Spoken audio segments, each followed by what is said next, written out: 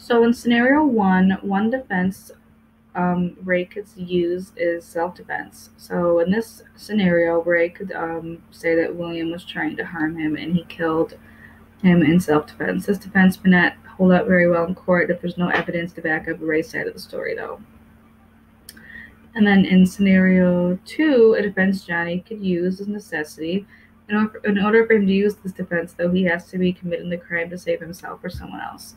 So an example of that would be maybe he lost his job and he has no money, so he took the money and the jewelry from the couple so that he could sell it so he could buy food for his family. And then scenario three, one way Mary could plead is self-defense. For this stick, though, Mary had to have felt threatened by Emma. If she uses this defense, she could say that Emma got out of her car after being hit and was yelling, and Mary felt the only way to defend her. The only way to stop her was to defend herself. And then scenario four, defense that Red could use is necessity. If Red, for example, was homeless and he was hungry, he felt like he had no other option but to break into the building and steal the food and drinks.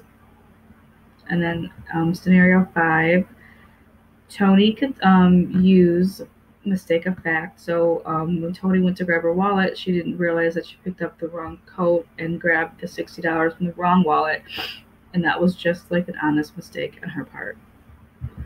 And then for the final scenario six, Victor could use duress as a defense. For this defense to stick, Victor will have to explain that the man asked him once and he said no and he kept walking.